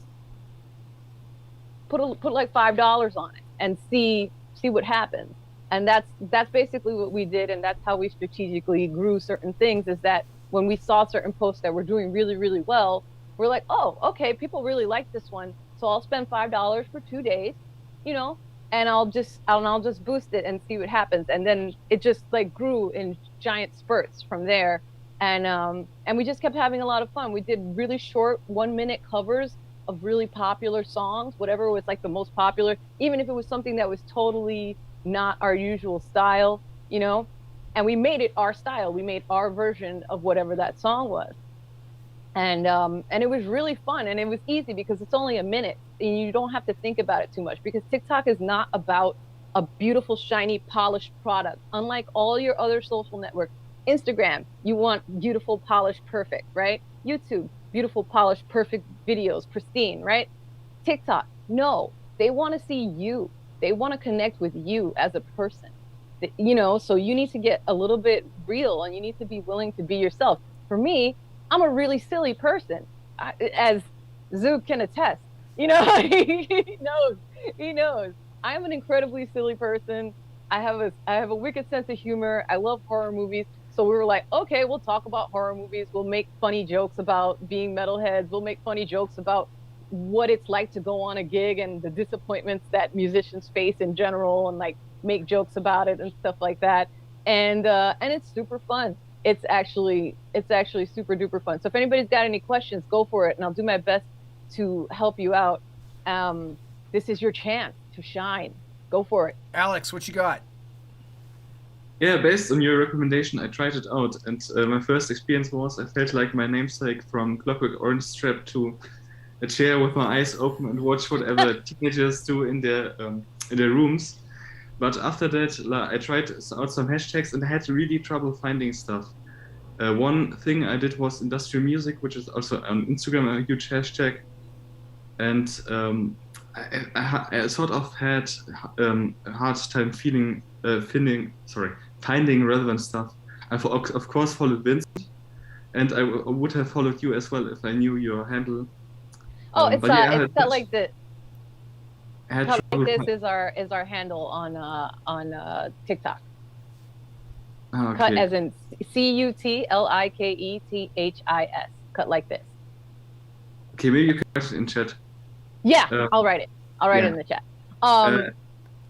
But yeah, again, you can, when you search in the hashtags, you can actually like if you go into the specific section for hashtags, and then you can search there, you can even just put like just the word goth. There's a ton of goth stuff on TikTok, like a ton of goth stuff. So maybe instead of, you know, if you're hitting having trouble with certain hashtag searches, then widen it, change it up, and find something that's adjacent to it, and then you're gonna find it. You know what I mean? So instead of industrial music, you don't have to even specifically put music. You could put specific songs that are popular. Like I know on TikTok, Commie Christ is really popular. Who else is really popular? Motionless in White is really popular.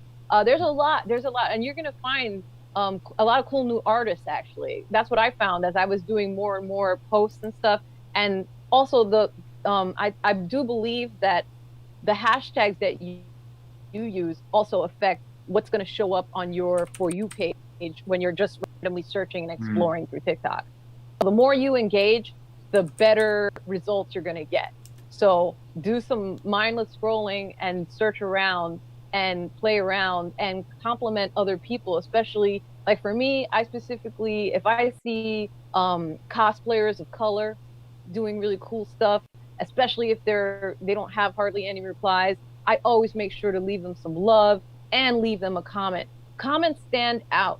Don't just like stuff, comment as well, because that actually helps you forge a connection with people, especially people that don't have that many responses to their stuff, so that they're going to immediately see it and they're going to be so excited and so happy. And that's the other thing. If anybody leaves any kind of comments on your videos, that's another strategy of mine, is that I will go to their page and I will find a video of theirs and I'll say something nice to them.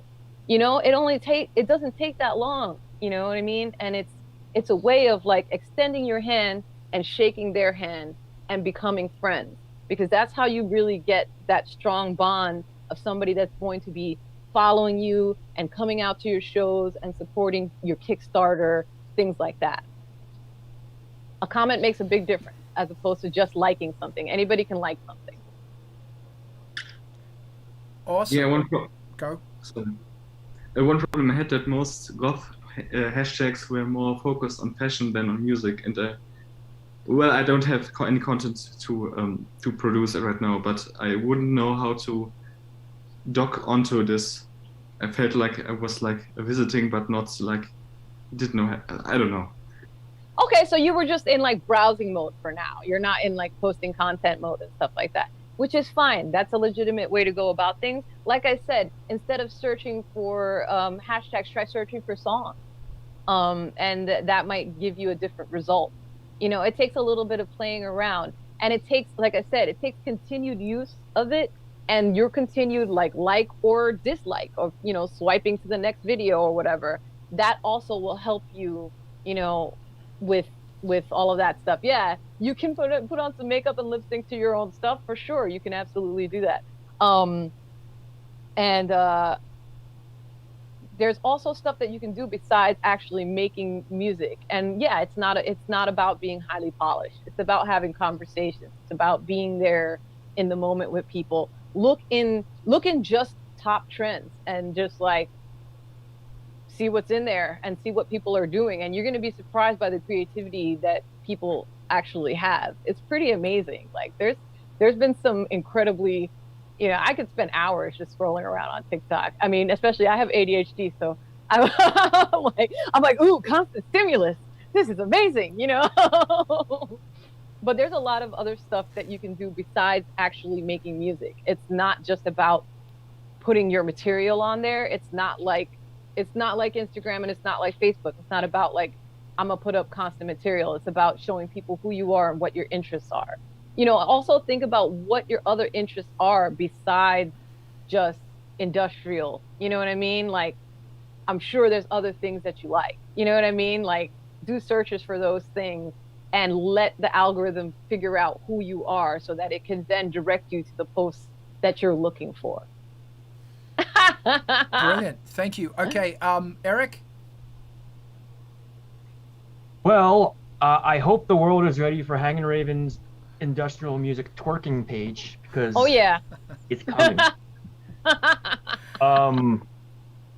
Yeah, thank you. That's pretty awesome. I've never gone on TikTok and I hate it already, but this makes me more comfortable. But I'm still gonna twerk because that's what TikTok's about. And just quick question too. It's like, I mean, I hate social media. I think like most of us do.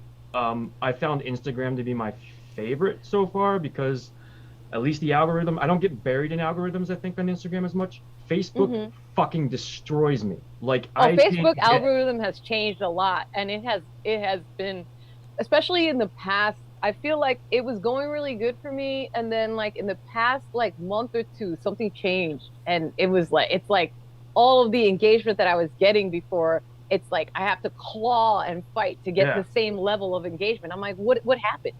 This is the same kind of post. Like, it's I don't burying. understand. Like, I put a picture of my cat, and I get like 150 likes and comments, and I put like links. It's like links and stuff, like, and I just bury it. It's like 3 people see it, and it's like if you don't. Oh yeah, never link in the actual meat of the post. Always link in the comments. Just be like blah blah blah, link in comments, and then put the link in the comments instead. Because Facebook hates links. Outside links, it doesn't want to share. So yeah. But I also think they're catching on. I think they're catching on to that too, because I do put links in comments now, and it's like nothing still. Not that I'm popular, but with TikTok, I know algorithms take a bit to get going and stuff, but like, how much do they like? Facebook forces you to try to promote so they can make more money. Yeah. TikTok is like, do you pay often for promotions or? Like, no, like I said, I have my regular posts, and if you create enough content, if you're doing like 3 posts a day, your posts will get out to people. I do recommend, like I said, create a bunch of TikToks. Create like say 10 TikToks ahead of time before you're even like starting to go, right? And post at least the minimum 2 posts a day. 2 posts a day for me, I found was really manageable. 3 posts a day, I'm working myself up to it.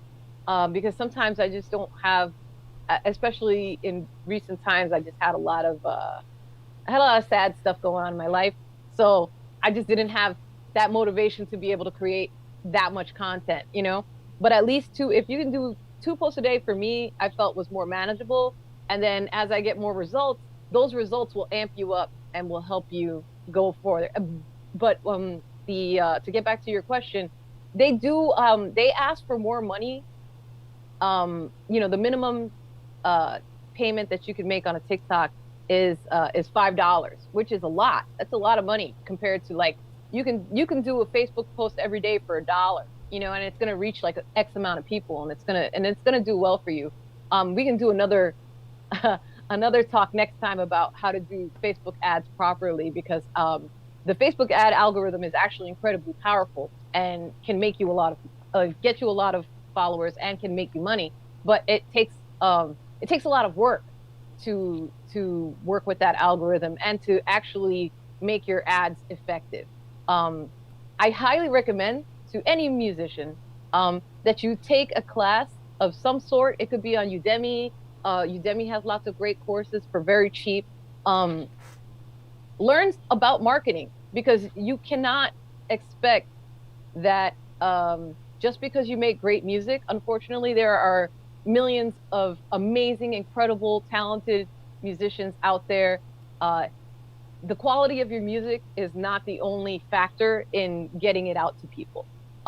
What TikTok does that I think is amazing and incredible is that it's very, very, very good at putting your stuff in front of the right people, as long as you fed it the information that it needs, right?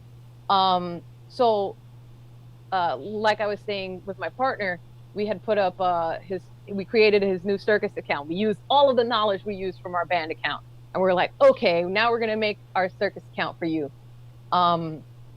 Let's put it up. We put it up 5 days ago.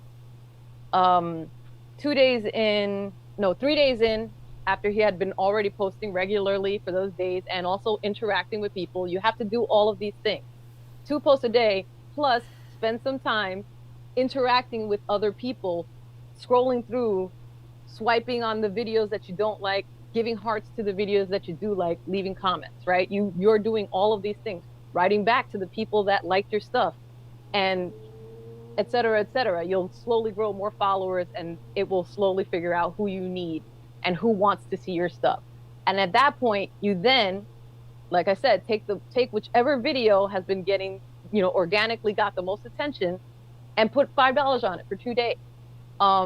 That's what we did with his account for his circus profile. Granted, obviously, circus is really cool, and it's very visual. So it's got a leg up on any musician. You can't. It's hard to compete with an amazing circus act, right? But still, literally overnight, 2 million views that video has, and all of his other videos. The cool thing is that once one of your posts gets a lot of attention, and it doesn't have to be as viral as that. That's a viral video. It's got 2 million views. I mean, for all I know, it probably has 3 million now, because it's just been growing exponentially. But once one of your put your music to a circus performance and include a cute cat. Cute cats will get you views, man. If you have a cute cat, put that thing in your TikTok video somehow, and it'll automatically get. There's lots of people that just love cats. So I feel like there should be the Cats of Goth or Cats of Industrial calendar or something. Where I feel like most of our friends have awesome cute cats. But anyway, regardless, plunging on, we have 15 minutes left. So anybody else have any other questions about TikTok? This is your chance. Vince, ask away. Vince, go.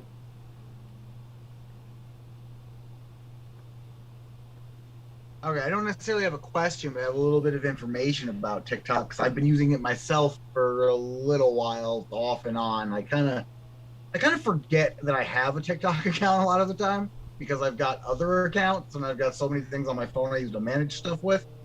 Mm-hmm. But I've promoted one post on TikTok. It got a lot more traction than my other posts, but it did not increase my exposure overall for everything I posted after that, which may be because I don't post that regularly. I have a tendency to only post when I release something. You have to have that extra those 2 posts a day. It's like once a month or so, I might throw something on there just because I suddenly remembered I have a TikTok, or because I released music, and that's when I think of all the social media things I have. Mm-hmm. But I've only got 50-something followers, and I was telling you last week that I get 500 to 600 views on a video now. And I'm telling you, man, that way since before I promoted it. You can grow that thing, but you have to post more often. I was gonna say, I've been trying to figure out how to get that to translate to subscribers, because it's not doing anything right now. Well, when you do a promotional, so that's great. A promotional ad, you can actually choose who what the ad is going to do. So I always choose based on followers, right? So the whole point of that ad and the way that they are pushing it is in such a way as to get you to follow it. And what they do is they actually make a special link in that video that makes it very easy for people to just click it, and they'll directly follow your channel without having to actually go to all the way to your the main page and stuff. So it's imperative that if that's what you want, that when you push your ad on your organic post that got a lot of views, that you are already currently posting and you have all of your posts ready. So what I would suggest for you is to shoot 10 videos. Like I was saying, you get your 10 1-minute videos. I mean, literally, that's not that much when you think about it. Because this thing's got no room. Yeah, but basically, make your 10 videos, and then proceed with a plan of picking your most popular post, putting the $5 ad on it with a specific check mark, as in I want this ad to be targeted toward getting more followers to my channel, and then you're doing your 2 posts a day as well, right? Oh. That's going to grow your channel. You have to do both. You cannot just do your ad and not post. It's not going to work. Another thing what I was going to say before I got sidetracked by my own train of thought, actually. was that it helps when you're starting on TikTok. I noticed that you'll get more views faster if you post shorter videos. Yeah, I Because only do people will a minute or rewatch a less. short video. Yeah. The shorter the video is, the more times people will watch it because it autoplays over and over again. Yeah. So it'll drive up your view count, which will help with the algorithm a little bit if you start out posting short videos. So it gets you a jump start on your path through this algorithm.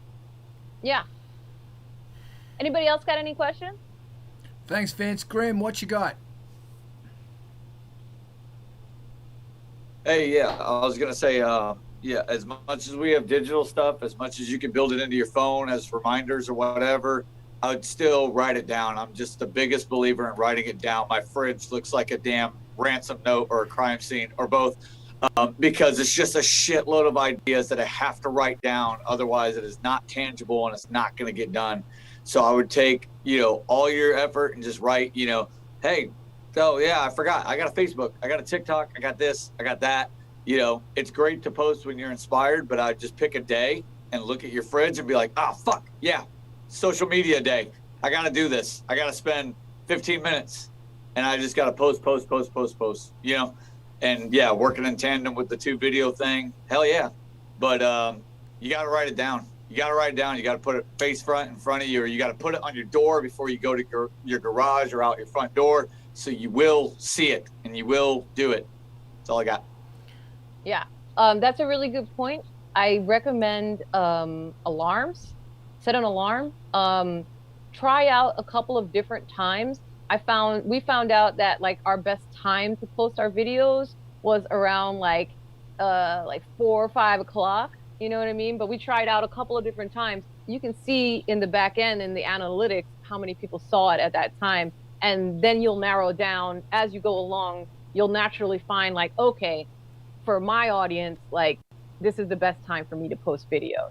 And obviously, all your social networks are like the same, or, they all have like times that vary. Instagram is actually really good for that too, where it'll show you like, okay, on Mondays, usually your audience, you have the peak amount of audience at this time, and it will actually tell you exactly how many, and that's pretty helpful information to have. And I like to, because again, ADHD, I set alarms in my phone, because if I don't, I won't remember it. I just won't. So play around, find your perfect time to post your TikToks, and then put an alarm in your phone. And it's TikTok time. It's time for me to post that TikTok up. It's got to go. Let's do it. You know what I mean? And again, I do the same thing for, okay, this is my TikTok day. This is my day to record music. This is my day to do this. This is my day where I sit with my guitarist and we just look through videos and we look through all the sounds that we have saved and all the trends that we've been following and that we think are going to be the next, big trend or whatever. And then we'll be like, okay, which videos are we going to shoot tomorrow? Or, you know what I mean? Like that day is not a day that we actually shoot. It's a day that we just spend talking about what we want to put up. Awesome. Thank you, Annetta. John, what you got? Hey there. Thank you so much for the context about ways to effectively leverage TikTok and also other forms of video social media. I'm a fuddy-duddy, and I really don't like using my phone for interacting with social networks. And also I see a lot of very highly produced content on TikTok. You mentioned a lot of it is organically produced and from the hip. But yeah, there's some fancy stuff too. You're totally correct. Oh gosh, yes. Higher production stuff. Yeah, so my video production workflow is oriented towards using a desktop.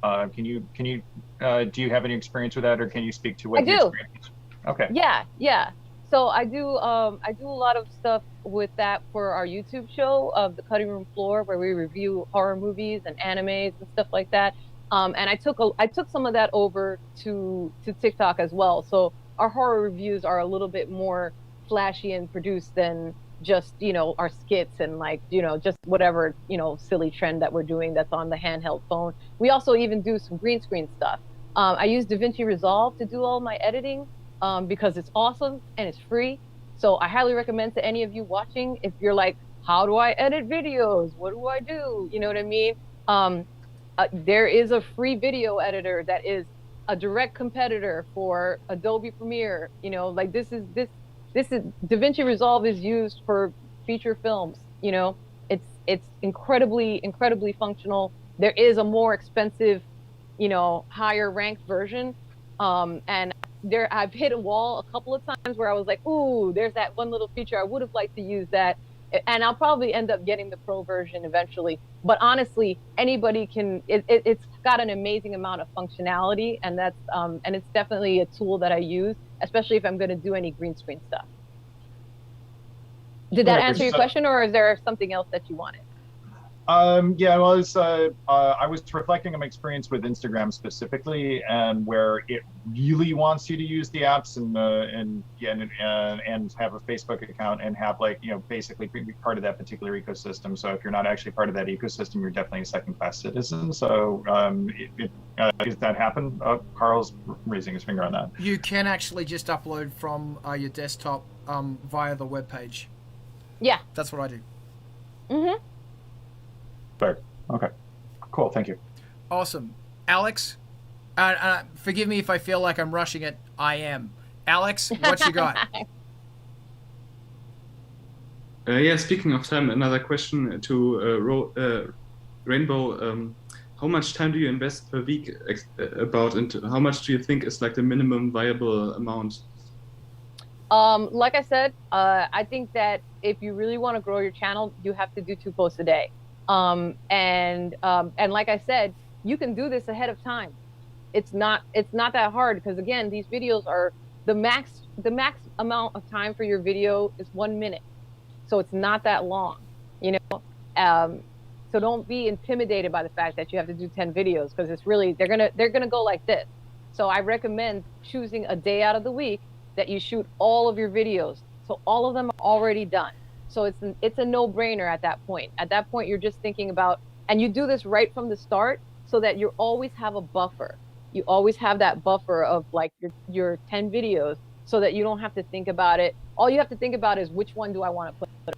It's not a matter of like, oh no, I got to do something else. You know what I mean?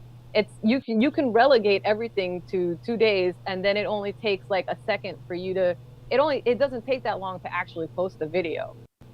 You know what I mean? I recommend, you know, splitting up the days. Like I said, I like to split it up into, this is the day I shoot TikTok. This is the day that I strategize about what I want to shoot. And this is the day that I spend replying to comments or whatever. You know, I usually try to reply to comments as they come in, though, because then you're like fresh in their memory and stuff like that. Did that answer your question? Okay. Thank you, Alex. Drake, what you got? My initial reaction to another social media platform was like, fuck me. You know, something else to suck my time away from creative time kind of thing. But the question that's on my mind is, in terms of censorship, what is TikTok doing to censor content? Do you know? Oh, that's a good question. That's a good question. So there is talks of like shadow banning on TikTok for people that are like, you know, more provocative, so to speak. But I don't know. I haven't really seen a reduction in those kind of videos from what I've seen, and I've never had anything, you know, be flagged as inappropriate or get taken down or, you know, not get responses. I think you know, it really the time has, you know, making sure that you post at the right time and making sure that you're consistently posting is important. And what you said about, you know, oh my God, another social network, I totally understand that. But the good thing is, because these are fast and easy to make, you know, types of content, you can then, like I said, connect your TikTok to your Facebook, and connect your TikTok to your Instagram, connect your Instagram to your Facebook. So you're actually updating all of your social networks all at the same time. It's free content. It's free content for all of your stuff, and people are going to respond to it. Did that answer your question? Okay. I just want to have a moment. I ask politely. Don't interrupt me. I want to vent. Okay, this is great. And I think it's important. It's really good that you can have this chain on thing, that one post will send to all of these things. Eric, you said it. Drake, you said it. And I know that several others of us are feeling it as well. Is here we go again. It's another fucking... So it was not even a year ago we did a thing on Instagram. But this is what's really interesting, is that there's a part of me that is going, I fucking hate this. It's a fucking waste of time. Fuck this shit. But there's another part of me that is saying, well, that's an old dog that's talking. And you know, this is a new technology that we have to embrace it. And there's, you know, think about it. Your audience that you're trying to hit is me. Everyone here is a beautiful representation of your audience. And it's most likely they're having similar thoughts. So take advantage of that and have fun with it. And, you know, when you're doing stuff, I don't see a correlation in sales versus views. I don't see that. Me, myself, personally, I'm sure there is. But, and that's the thing where it's like the workflow of this versus sales versus, and I'm not talking about people liking your page or liking what you do. I'm talking about people who back your Patreon, back your Kickstarter, buy your shit off Bandcamp, or go to Spotify and play you. Also remember that if you do choose one of your songs to play on TikTok or Instagram, and you go into the menu to choose your music, that music goes towards your plays and your royalty incomes. So it's there, it's real. I guess what I want to say is, from somebody who's going, fuck, not another one, is let's have fun with this. And if there are any more fucking funny hats on this, I'm gonna fucking lose my shit. No more fucking funny hats. Christ, Eric, a bowler hat? Really? Jesus.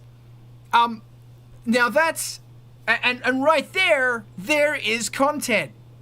You wearing a bar, yeah, there you go. Thank you, Alex. There's another piece of content. You see, this sort of content is funny for us, and it's funny for our market. So have fun with it. You know, maybe the problem is so often is that I look at fucking social media like it's a part of a fucking job, and it's not fun. I need to make it fun. You know, half of our conversation in the process of making music, fuck off. Oh, fuck you all. Really, just get fucked. God damn it. See, part of the conversation in social media is how, yeah, it's on now, is how do we go on, John, you win, is how do we make this shit fun in music production. We have to make vocals fun. We have to make all of this stuff fun. Here's the new challenge. Today's third or fourth challenge. Yeah, that's good, Jill. It's flippity floppity. Flippity floppity hat. Look, more Bowie. How do you make this fun for you? Because if it's fun for you, it's going to be fun for people to watch. So thank you again, Rainbow, for, you know, for this really fucking valuable information. That's going to be my challenge to everyone is that, and I looking at the look on your faces, you look like you've been dragged into the principal's office and I'm giving you a good talking to. Make it fun. Have fun with it. Oh my God, have fun twice a day. Have fun. If you do something weird on your guitar, post it. Have something fun, because the whole point of a lot of this shit is it's not just that it's not just a sales pitch. It's also, you know, stupid cat videos win because they're stupid cat videos. So what's something you can do? Ranting in a hat.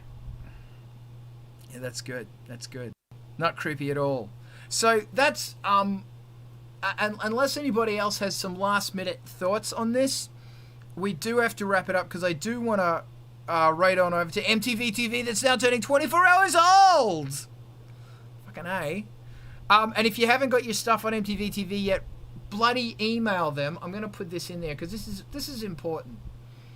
Throw it on in there. Hold on, I'll find it. Here it is. Woo! Boom. And it's going. Any minute now it's going. Thank you. So does anybody have any last minute questions or anything? Because the TikTok thing, it's really important. And it's potentially fun. Oh no. And remember, your market is here. A whole bunch of jaded fuckers who just want to laugh at shit, ultimately. And wear cool hats. And wear cool hats. So is there any more comments? And thank you again, Annette. This has been really, really valuable shit. Anyone else? Anyone else? Anyone else? All right, that's it. Thank you for joining us. Follow ANGELSPIT'S Twitch because there's shitloads going on, and I should start putting our TikTok in there. And we're gonna raid on over to MTV TV now, because it's bloody awesome. So we're like the Brady Bunch.